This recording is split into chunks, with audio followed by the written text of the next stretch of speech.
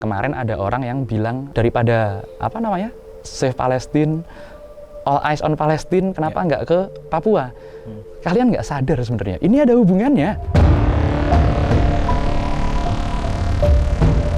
Cuman buat kalian yang nggak mau tahu atau gampang baper atau nggak mau mencari tahu seperti apa obrolan kita ini, nontonnya cukup sampai sini aja. Yang kemarin bener-bener perang terbuka dengan Israel itu cuma Iran.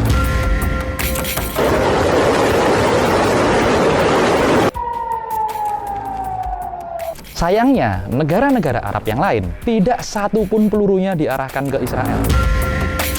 Hati-hati, enggak semua donasi kita jadi makanan.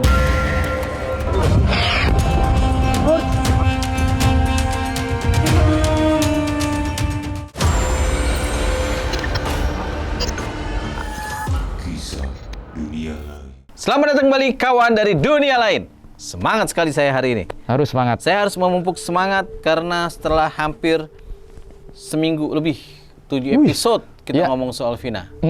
Kita dorong terus pihak kepolisian, kita dorong terus semua orang yang berkompeten di kasus ini untuk mengungkap sejelas-jelasnya. Harus itu. Menurut keyakinan Kiatmo, apa perkembangan paling signifikan dari kasus Vina sampai hari ini? Iya, makanya kan dari episode awal kita udah ngobrol ya, kita udah bilang sama kalian. Makanya kalau kalian nanti ngikutin kita dari awal sampai yang hari ini, sampai fakta-fakta yang terbuka lagi hari ini, ya semuanya sudah ada dari awal sebenarnya. Karena aku maunya sebenarnya persingkat. Adapun nanti orang-orang yang bilang kita nggak punya data, nggak punya segala macam, aku mau kasih lihat sesuatu buat kalian. Kita nanti Vina santai dulu. Kita bakalan ke Cirebon. Nanti kita akan ke Cirebon. Tapi buat orang yang bilang aku nggak punya data, dikit aja. Ini bukan konsumsi umum sih sebenarnya. Nih. Oke. Atas nama Saka Tatal bin Karsila. Penuntut umumnya di sini adalah Asep Sunarsa. Nah, ini nanti bakalan kita cek lagi pasti. Cuman kita punya hal-hal seperti ini yang akhirnya sekarang kita kan udah bicarakan dari awal.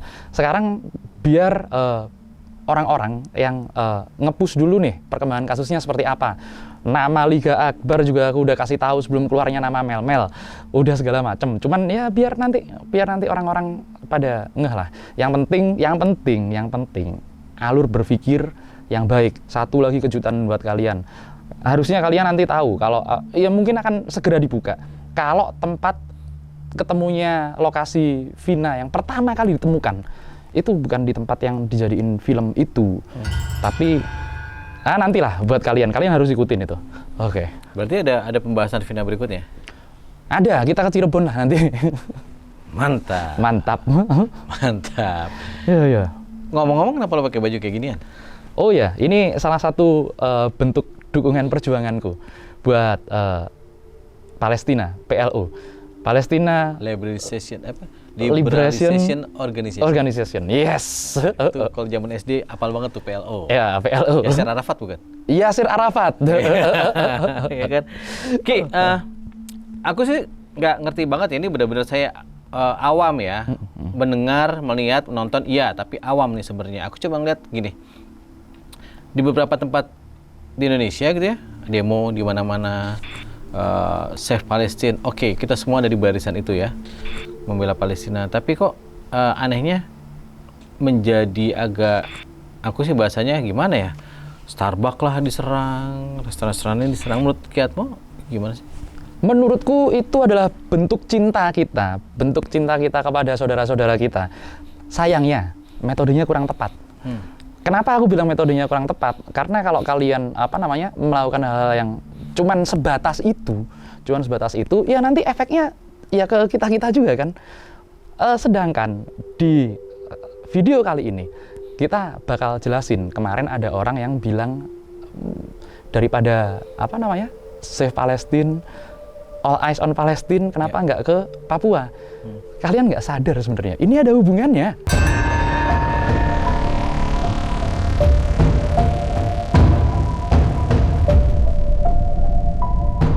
Gini, aku disclaimer dulu ya. Buat kalian yang berempati atas nama kemanusiaan ataupun atas nama agama ataupun apapun kepada Palestina, ayo kita bareng-bareng berjuang buat hal-hal seperti itu. Berjuangnya dengan cara apa? Kita bakal jelasin. Cuman buat kalian yang nggak mau tahu atau gampang baper atau nggak mau mencari tahu seperti apa obrolan kita ini, nontonnya cukup sampai sini aja. Pertama, aku mau bahas tentang ini dulu deh, boikot yang dilancarkan. Sebenarnya boikot seperti itu bagus, cuman tanggung, karena efeknya akan ke saudara-saudara kita. Pekerjanya Starbucks kan orang Indonesia, nggak mungkin kan ada orang asing di sini kerja kecuali di daerah tambang-tambang. Ya kan, di daerah tambang-tambang, bukan. Ada orang asing yang kerja. Aku pikir ada pejabat Starbucks di sini. Enggak. Dan aku pun bukan penggemar hal seperti itu, bukan apa-apa. Nggak worthy sih buat aku beli merek seperti itu. Cuman kalau kalian mau boikot, kurang tepat. Boikot yang paling tepat adalah pakai cara-cara yang sangat cerdas. Realnya gimana? Realnya, kita perlu berkaca ke negara-negara seperti Libya zaman dulu.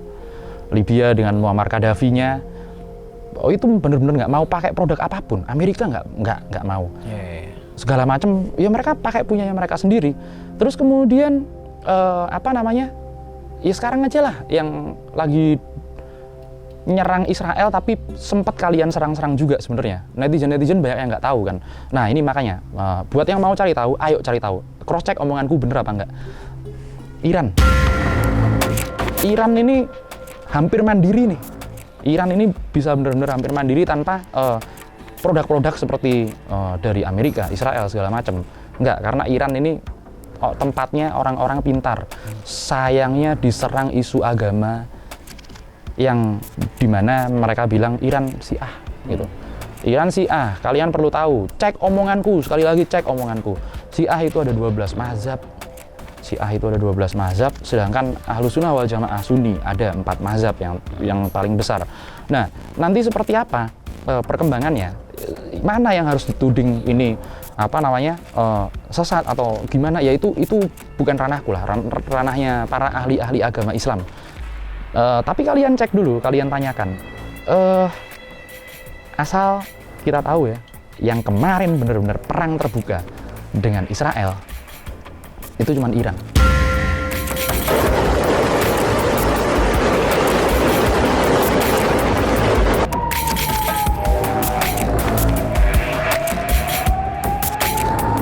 Berani melancarkan drone, roket, rudal, dan memang benar-benar pelurunya terarah ke Israel.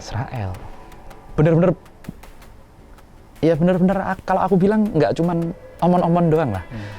Sayangnya negara-negara Arab yang lain seperti yang dilewati rudalnya Iran ini, seperti Arab Saudi, Jordania. Kenapa mereka pemerintahannya bilang iya kita dukung Palestina. Tapi tidak melakukan hal konkret. Tidak satu pun pelurunya diarahkan ke Israel. Kenapa sih sebenarnya kok bisa seperti itu? Ya karena lagi-lagi kalian perlu cek. Ada yang namanya Abraham Accord. Cek sekali lagi, ada yang namanya Abraham Accord. Itu salah satu fakta perjanjian. Salah satu fakta perjanjian di mana kalau aku bilang seluruh perjanjian pergerakan ekonomi dan militer ini akan bisa mengakibatkan Israel menaruh pasukannya, kemudian menaruh investasinya dan segala macam. Jangan salah, negara-negara Arab itu udah banyak yang terlibat dalam Abraham Accord. Sekali lagi, kalian cek itu negara-negara mana aja yang kemudian ikut itu. Sayangnya Abraham Accord itu kemarin juga mau masuk ke Indonesia. Abraham Accord itu sudah, ingat nggak kemarin saat ada isu di mana Indonesia akan membuka hubungan diplomatik, baik bilateral maupun multilateral sama negara Israel. Yeah. Ingat kan, ada isu seperti itu kan, digulirkan seperti itu. Ya karena mau nggak mau kita nggak punya perjanjian apa namanya? Abraham Accord tadi. Ya, kita nggak punya hubungan diplomatik. Kita bahkan nggak mengakui Israel kan, negara Indonesia ya. Kemarin juga ribut-ribut bola kan segala macam, nggak bisa. Indonesia nggak mengakui adanya negara Israel. Negara Israel, kemudian kita sudah mulai diinfiltrasi dengan tekanan supaya Indonesia juga ikut turut serta menandatangani yang namanya Abraham Accord ini tadi. Yang paling getol mana? Negara-negara yang paling getol dalam berinvestasi Indonesia yang punya kuasa seperti itu. China, Amerika sangat-sangat, karena kan mereka mesra banget nih sama Arab Saudi ya. Amerika itu mesra guys sama Arab Saudi. Kalau kalian lihat nilai investasinya Amerika di Arab Saudi sangat besar sekali. Kemudian Arab Saudi sendiri sudah bukan, kalau dulu negara-negara Arab ini kan negara-negara penghasil minyak. Kalau sekarang negara-negara Arab bukan lagi sekedar negara penghasil minyak, sudah kecil. Mereka sudah berubah menjadi negara investasi yang bergeraknya adalah di sektor wisata. Wisata apa aja? Kalian bisa lihat Qatar segala macam dengan kotanya yang seperti itu. Dubai. Terus habis itu Yordania, Uni Emirat Arab. Kemudian yang paling besar sekali, namanya Arab Saudi. Karena pendapatannya mereka dari haji dan umroh. Yeah. Nah, sekarang kita masuk ke apa sih hubungannya antara Save Palestine, All Eyes on Rafah, sama All Eyes on Irian. Irian Jaya. Salah, apa namanya sekarang? Papua. Nah, ini ada hubungannya, guys. Tadi, saat Abraham Accord ini nggak segera ditandatangani oleh kita, pasti ditekan kita. Pasti dibikin rusuh. Dengan cara apa? OPM digini-giniin. Karena kan KKB, kelompok kriminal bersenjata. Nggak bisa, itu pemberontak. Tetap itu pemberontak kalau buat aku. Namanya mereka milisi dalam sebuah negara kan. Ini nggak boleh. Itu harusnya urusannya sudah bukan urusan ketertiban ya. Urusannya udah urusan militer kalau menurutku. Mereka akan terus-menerus membuat tekanan-tekanan supaya Indonesia ini goncang. Salah satunya ya itu tadi, karena aksesnya mereka ke Indonesia yang paling besar adalah juga dari Papua. Karena di situ ada salah satu perusahaan terbesar lah, McMoran itu ngeri lah. Kemudian saat kita sedang ditekan lagi, seharusnya buat kita bareng-bareng, aku juga nggak suka kok sama Zionis, tapi bukan semua orang Israel kemudian nyerang ya, karena setauku sendiri kita juga nggak boleh berpikiran seperti Zionis.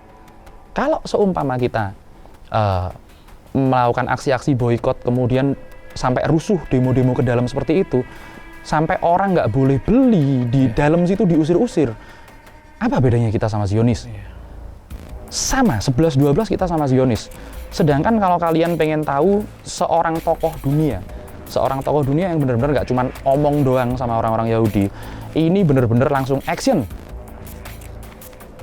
namanya Hitler.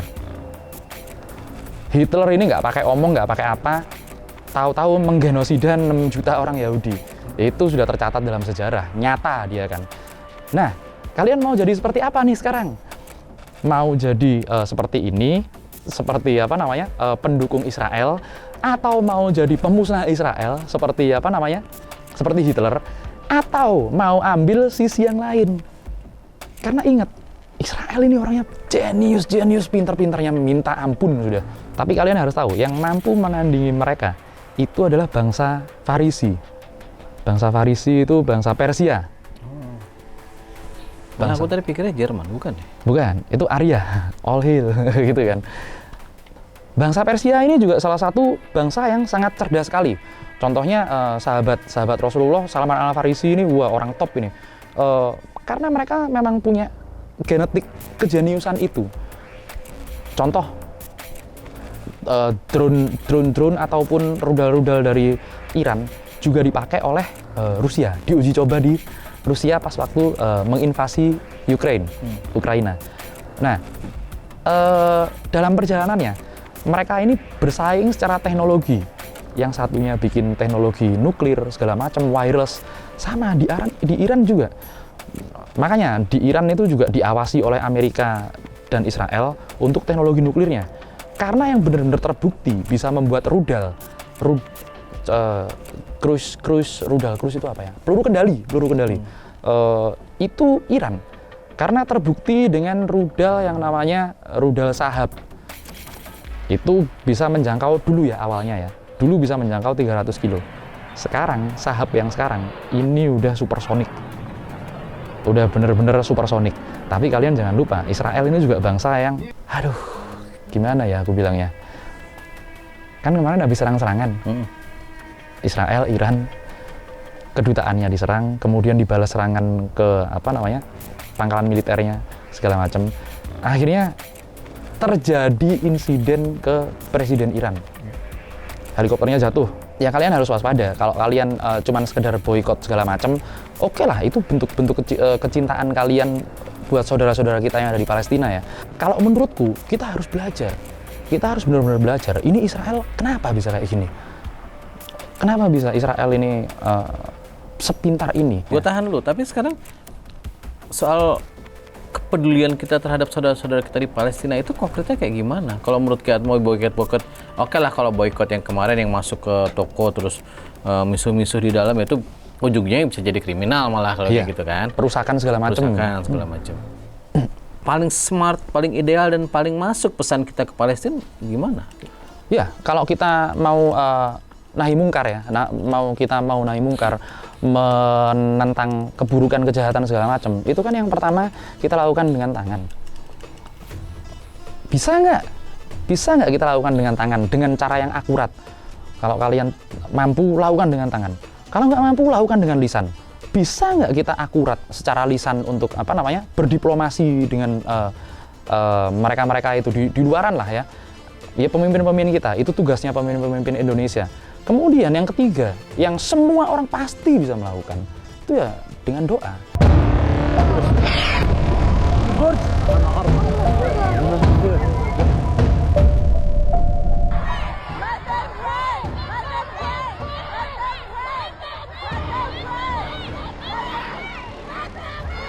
Banyak yang bilang kalau lo peduli daripada lo rese di sini berangkat aja ke sana. Itu kan nggak solusi juga ya.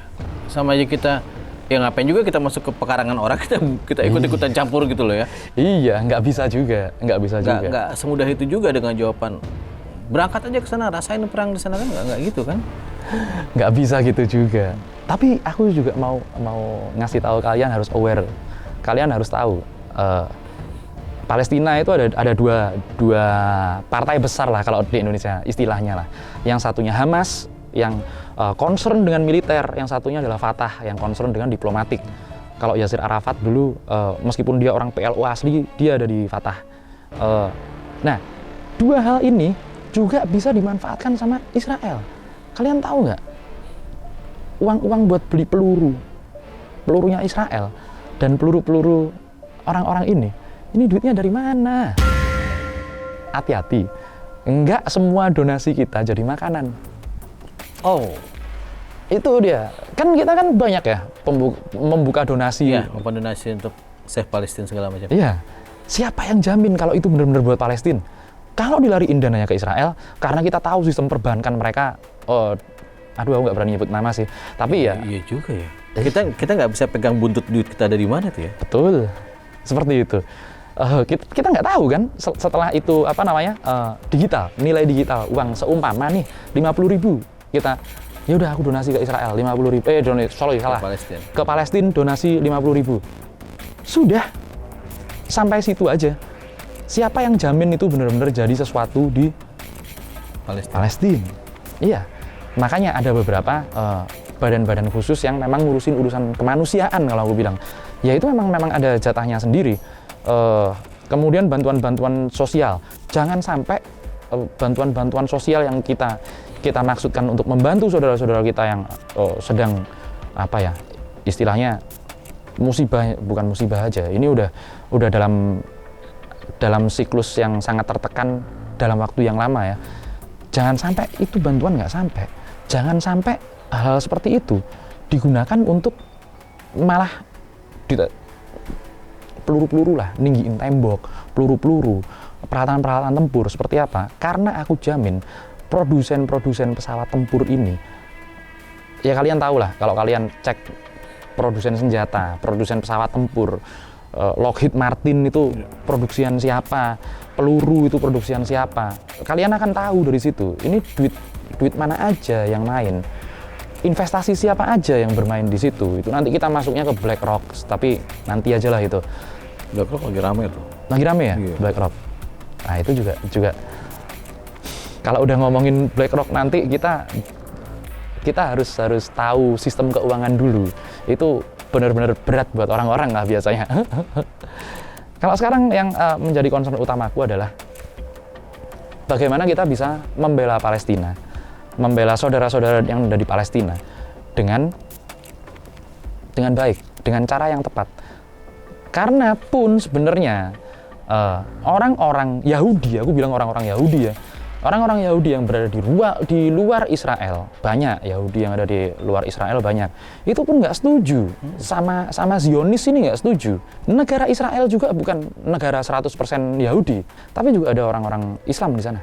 Kita perlu pisahkan, apakah ini perang agama ataukah ini perang kepentingan tertentu. Banyak pakar sih bilang bahwa ini bukan lagi perang agama, tapi tentang kemanusiaan. Tentang kemanusiaan. Ya, kejahatan tentang kemanusiaan ya. Kalau hal-hal tertentu ya aku sih nggak sampai mikirnya ke sana ya. Ternyata ya Ki Atmo cerita ada kemungkinan itu gitu loh. Jadi kalau yang masih berpikir perang agama ya aku nggak tahu deh. Kayaknya sih udah bukan deh. Enggak lah, kalau perang agama ini sudah bukan tentang sekedar agama. Ini juga tentang tanah ya. Tentang tanah yang kemudian benar-benar rebutan negara lah, rebutan tanah lah, rebutan pemukiman. Kita bicara simpel aja. Kalau gerakan-gerakan di jalan sekarang kan banyak banget nih, Save Palestine atau dukung Palestina gitu. Berefek nggak sih terhadap kondisi Palestina di sana? Enggak. Sayangnya sama sekali nggak berefek. Sama sekali nggak berefek. Tapi paling tidak kan dunia melihat bahwa kita support Palestina gitu. Ya gimana ya, kita support Palestina dengan nggak membuka hubungan diplomatik dengan Israel aja, itu udah jelas posisi kita di mana ya, posisinya Indonesia ada di mana, posisi masyarakat kita seperti apa, itu sebenarnya sudah jelas.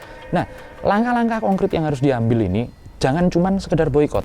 Kalian boikot turun ke jalan itu sama aja seperti kalau aku bilang nyusahin saudara kita sendiri. Yang jualan di sini juga orang Indonesia, yang ngurus juga orang Indonesia. Oke lah, mereka ini lisensi ke sana. Cuman nanti collateral damage itu apa bahasa Indonesianya? Kehancuran total. Masif gitu loh. Kerusakan yang nggak perlunya itulah. Itu juga sampingannya gitu loh. Efek sampingnya. Efek sampingnya juga ke saudara-saudara kita sendiri. Kalau mau yang konkret, kalian demonya jangan sekedar di jalan lah. Kalian cek itu, banyak sekali forum-forum yang ada di luar. Buka wawasan kalian. Banyak forum-forum yang ada di luar, media sosial segala macem. Yang bener ya, tapi jangan yang hoax ya. Yang bener-bener terpercaya gitu. Nah itu kalian share info-infonya. Jangan cuman nge-share foto-foto korban atau foto kehancuran, darah, nggak perlu lagi tuh ya. Itu apa itu? Itu sedikit banyak. Itu adalah kekejaman mereka. Yang kalau kita share, itu bakalan jadi propaganda mereka juga. Karena kenapa aku bilang propagandanya mereka? Itu berarti, wah Israel menang nih, kita jadi korban segala macam. Ya betul, memang seperti itu. Kita masyarakat Palestina yang ada di Gaza terutama, itu memang jadi korban. Tapi sedikit sekali yang aku lihat membangkitkan semangat mereka. Kan kalau hal seperti ini harus ada semangat perjuangannya ya. Mana? Aku belum lihat ada orang-orang yang posting seperti itu.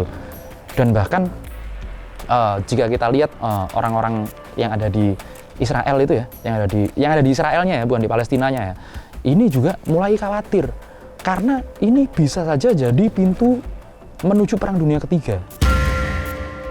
Nah, terakhir sih sebelum kita tutup video yang ini, apa yang mau Ki Atmo sampaikan untuk kita lah ya, kita dan bagaimana kita bisa mensupport saudara-saudara kita di Israel? Ya, itu tadi. Kalau kita nggak bisa dengan tangan, kekuatan kita, support dengan lisan. Kalau kita masih, lisan kita siapa sih yang dengar di medsos? Kan cuma sekedar gitu doang. Kita support dengan doa.